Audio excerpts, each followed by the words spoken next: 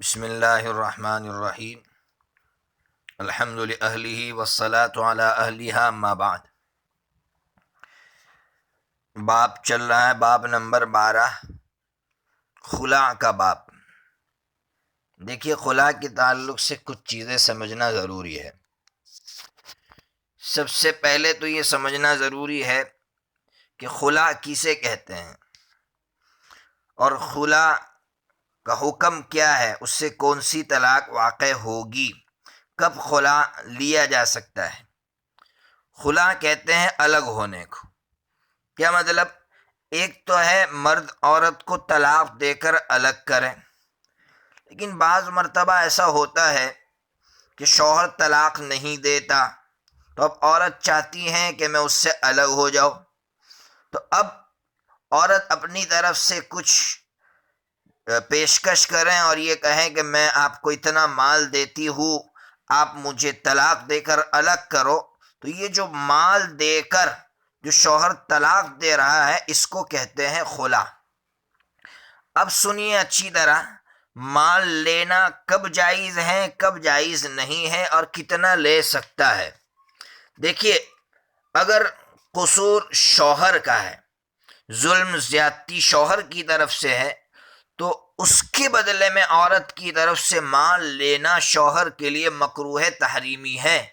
جیسا ہماری سوسائٹی میں ہوتا ہے کہ ظلم شوہر کر رہا ہے، طلاق تک نہیں دے رہا ہے، عورت بیچاری چاہ رہی ہے کہ مجھے الگ کریں تو اس ظلم سے چھٹکارا ملے، اس کے لیے بھی تیار نہیں ہوتا، پھر ڈیمانڈ رکھتا ہے کہ کچھ پیسے دو تو میں تمہیں طلاق دوں گا، تو ایسے شخص کے لیے مال لینا مکروہ تحریمی ہے۔ اور اگر نافرمانی بیوی کی طرف سے ہو، بیوی رہنا نہیں چاہتی، شوہر میں کوئی عیب نہیں ہے، بس عورت کو پسند نہیں آ رہا ہے، اچانک اس کے دل میں ایسا آ گیا کہ اب مجھے اس کے ساتھ نہیں رہنا ہے، تو اب شوہر مال لے سکتا ہے۔ لیکن علماء کرام نے ایک بات یہاں یہ لکھی ہے کہ جتنی مہر دی ہے، مہر کی مقدار تک لے گا تب تو کوئی کراہت نہیں ہے، لیکن اگر مہر کی مقدار سے زائد لے گا تو اب اس کے لیے یہ اچھا نہیں ہے، مکروہ تنزیہی بعضوں نے اور بعضوں نے مکروہ تحریمی لکھا ہے۔ تو خلاصہ آپ کی سمجھ میں آ گیا، ظلم شوہر کی طرف سے ہو تو 1 روپیہ لینا بھی اس کے بدلے میں اس کے لیے مکروہ تحریمی ہے، اور اگر ظلم شوہر کی طرف سے نہیں، بیوی کی طرف سے ہے تو لے سکتا ہے، لیکن علماء نے لکھا کہ مہر کی مقدار تک لے تو ٹھیک ہے، اس سے زیادہ لے گا تو بہتر نہیں ہے۔ اس کے بعد سمجھیے، اب یہ جو طلاق دے گا تو یہ طلاق کون سی ہوگی؟ تو جمہور تو کہہ رہے ہیں کہ یہ طلاق ہی ہے۔ 1 مرتبہ خلا ہوا تو 1 طلاق ہو گئی، 2 مرتبہ طلاق ہوا تو 2 طلاق ہوئی، لیکن یہ طلاق بائن ہوگی، رجعی نہیں ہوگی۔ اس کے بعد آپ رجوع نہیں کر سکتے ہیں، آپ کو مستقل نکاح کرنا ہوگا۔ البتہ علامہ ابن تیمیہ اور حضرت امام شافعی رحمۃ اللہ علیہ فرماتے ہیں کہ یہ کوئی طلاق ولاق نہیں ہے، بلکہ ایک ایگریمنٹ تھا، بس وہ فسخ ہو گیا، وہ کینسل ہو گیا۔ اس لیے ان کی یہاں ظاہر سی بات ہے، بار بار آپ اس طرح کریں اور نکاح کرنا چاہے تو کر سکتے ہیں، اور ہمارے یہاں اگر 3 مرتبہ ہو گیا اس طرح خلا تو پھر اس کے بعد اس عورت سے نکاح نہیں ہو سکتا ہے۔ اسی طرح ہمارے یہاں اس کو 3 حیض عدت گزارنی ہوگی اگر حائضہ ہے۔ حضرت امام شافعی اور علامہ ابن تیمیہ رحمۃ اللہ علیہ کے یہاں 1 حیض یا 1 طہر سے کام چل جائے گا۔ تو خلاصہ یہ نکلا کہ ہمارے نزدیک یہ طلاق ہے، اس سے طلاق بائنہ واقع ہوگی۔ اگر 3 مرتبہ ایسا کام کر لیا ہے تو پھر عورت مغلظہ ہو جائے گی، بغیر حلالے کے اس سے دوبارہ نکاح نہیں ہو سکتا ہے۔ اب ایک اور مسئلہ یہ ہے کہ جو ہے خلا کن چیزوں پر ہو سکتا ہے۔ دیکھیے، جو بھی چیز مہر بن سکتی ہے وہ خلا میں اس کو دیا جا سکتا ہے، جو چیز مہر نہیں بن سکتی ہے اس کو خلا میں نہیں دیا جا سکتا ہے۔ اس لیے اگر عورت یہ کہے کہ بھئی اتنا خرچہ آپ کا مجھ پر باقی تھا، اتنا قرض تھا، اب میں نہیں لینا چاہتی، اس کے بدلے میں آپ مجھے طلاق دے دو، تو وہ طلاق دے سکتا ہے۔ یا پھر مہر کا مسئلہ تھا کہ مہر ہے تو وہ کہہ رہی ہے کہ میں مہر لینا نہیں چاہتی ہوں، یا مہر لی ہے تو وہ واپس کر رہی ہے۔ بہرحال جو چیز بھی مہر بن سکتی ہے وہ چیز خلا میں دی جا سکتی ہے، جو چیز مہر نہیں بن سکتی وہ خلا میں نہیں دی جا سکتی ہے۔ اور ایک مسئلہ ہے کہ خلا کے لیے قاضی کے پاس جانا ضروری نہیں ہے. قاضی کے پاس گئے بغیر آپ آپس میں بیٹھ کر کچھ لوگوں کے درمیان میں بیٹھ کر خلا کرنا چاہے تو خلا ہو سکتا ہے. اب آگے آپ کو حدیث سمجھائیں گے. اس سے پہلے میں امام بخاری رحمۃ اللہ علیہ نے قرآن کریم کی آیت پیش کی ہے جس میں جو ہے یہ کہا گیا ہے کہ بھئی آپ نے جو عورت کو جو دے رکھا ہے آپ ان سے لے سکتے نہیں ہیں. ہاں آپس میں ناچاقی ہو اور جو ہے دونوں کے درمیان میں انبن ہو, عورت آپ کے ساتھ نہیں رہنا چاہتی ہے اور پھر جو ہے اس کے بدلے میں عورت کچھ دینا چاہے تو آپ لے سکتے, اس کے بغیر آپ لے سکتے نہیں ہیں. اور دوسرے نمبر پر امام بخاری رحمۃ اللہ علیہ نے وہی مسئلہ بیان کیا ہے کہ خلا کرنے کے لیے قاضی کے پاس جانے کی ضرورت نہیں ہے. تیسرے نمبر پر تو حضرت عثمان غنی رضی اللہ عنہ کا فتویٰ نقل کیا ہے کہ خلا کن چیزوں پر ہو سکتا ہے. تو حضرت عثمان رضی اللہ عنہ نے فرمایا کہ سر کی چوٹی کے علاوہ یعنی کان کی بالی ہے, ناک کا جو نتھنا ہوتا ہے, گلے کا ہار, ہاتھوں کی چوڑیاں اور پیروں میں جو پازیب پہنتی ہے, ہر چیز پر, زیورات پر, کسی بھی چیز پر خلا کرنا چاہے تو خلا کر سکتی ہے.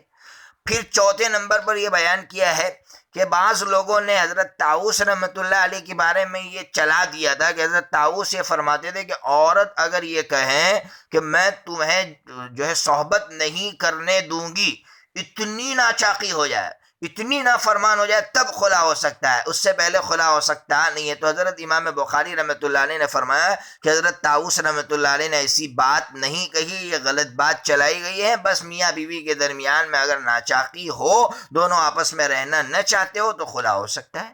اب 5273, 5274, 5275 اور 5276 نمبر اور 5277 نمبر حدیث کے اندر ایک عورت کا واقعہ بیان کیا ہے. حضرت ثابت ابن قیس رضی اللہ تعالیٰ عنہ کی بیوی کا واقعہ بیان کیا ہے. کیا واقعہ بیان کیا ہے کہ وہ میرے آقا کی خدمت میں حاضر ہو کر یہ کہتی ہے کہ آقا, ثابت جو ہے بہت اچھی انسان ہے, اخلاق بھی اچھے ہیں, دیندار بھی ہے, لیکن مجھے پسند نہیں ہے. وہ چونکہ ٹھیگنے تھے, ناٹے تھے, بدصورت تھے, تو وہ یہ کہہ رہی ہے کہ مجھے پسند نہیں ہے. کہیں ایسا نہ ہو کہ میں ان کے ساتھ مجبوراً رہوں اور میں ان کی ناقدری کروں, چونکہ دیندار آدمی ہے, اب میں ان کی ناقدری کروں گی یہ بات بھی اچھی نہیں ہے, اس لیے میں ان کے ساتھ رہنا نہیں چاہتی ہوں. تو حضور پاک صلی اللہ علیہ وسلم نے فرمایا کہ وہ جو باغ مہر میں تم کو دیا تھا وہ تم واپس کر سکتی ہو. تو کہا میں واپس کر سکتی ہو. تو حضرت نبی پاک صلی اللہ تعالیٰ علیہ وسلم نے حضرت ثابت رضی اللہ عنہ سے کہا کہ دیکھو یہ باغ لے لو اور اس عورت کو طلاق دے دو. تو دیکھیے یہاں قصور عورت کا ہے, شوہر کا قصور نہیں ہے, اس لیے اس کے بدلے میں جو چیز مہر میں دی گئی تھی وہ واپس دلا دی. تو یہ چاروں حدیث کے اندر 1 2 3 4 بلکہ 5 حدیث کے اندر وہی واقعہ بیان کیا گیا ہے. اس سے صاف سمجھایا گیا ہے کہ شوہر کا قصور ہو تو شوہر کے لیے لینا مکروہ تحریمی. بار بار اس لیے دوہرا رہا ہوں کہ ہماری سوسائٹی کے اندر یہی ہو رہا ہے کہ مرد ظلم پر ظلم کرتا ہے, طلاقیں نہیں دیتا, عورتیں بیچاری پریشان ہوتی ہیں, اسلامی جو کورٹیں ہیں وہاں جانے کے لیے تیار نہیں. کیوں نہیں معلوم, ہم تو بہت سمجھاتے ہیں کہ بھائی جو دارالقضا ہیں وہاں جاؤ, وہاں آپ کو انصاف ملے گا, لیکن عورتیں وہاں جانے کے لیے تیار نہیں ہوتی اور پھر معلوم نہیں جو ہے دنیا کے جو قوانین ہیں ان کی طرف وہ بھاگتی ہے اور پھر اسلام کو بہت بڑی بڑی بدنامیاں ملتی ہے. اس لیے میں کہہ رہا ہوں بار بار کہ شوہر اگر ظالم ہے تو اس کے لیے کچھ بھی لینا جائز نہیں ہے. اللہ تبارک و تعالی ہمیں صحیح سمجھ عطا فرمائے. اس کے بعد کا جو باب ہے وہ مختصراً سمجھا دوں. باب کا نمبر ہے 13. اس کے اندر حضرت امام بخاری رحمۃ اللہ علیہ یہ کہنا چاہتے ہیں کہ میاں بیوی میں اگر اختلاف ہو یا اختلاف کا اندیشہ ہو تو تیسرا آدمی خلا کا مشورہ دے سکتا ہے, یعنی کہہ سکتا ہے کہ تم دونوں الگ ہو جاؤ. حالانکہ خلا کا مشورہ دینا اچھی بات نہیں ہے, آپ سمجھ رہے ہیں کہ آپ 2 ممبر کو, 2 خاندان کو آپ اجاڑ رہے ہیں, لیکن اگر اس کو ایسا لگ رہا ہے کہ آپ دونوں میں بنے گی نہیں تو تیسرا آدمی اس طرح کا مشورہ دے سکتا ہے.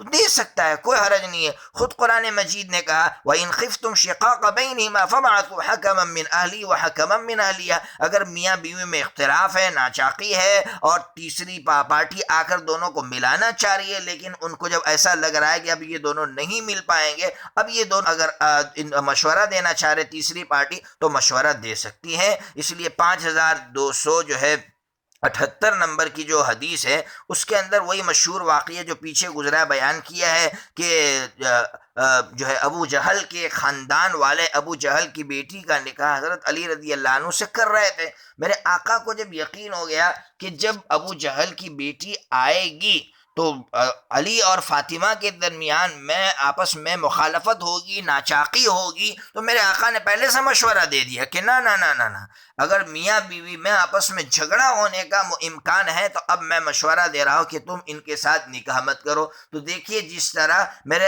آقا نے یہاں روک دیا کہ نکاح، اسی طرح اگر دونوں میں اختلاف ہو تو جدائیگی کا بھی مشورہ دیا جا سکتا ہے۔ اللہ تبارک و تعالی مسائل سمجھا دے۔ وآخر دعوانا ان الحمد للہ رب العالمین۔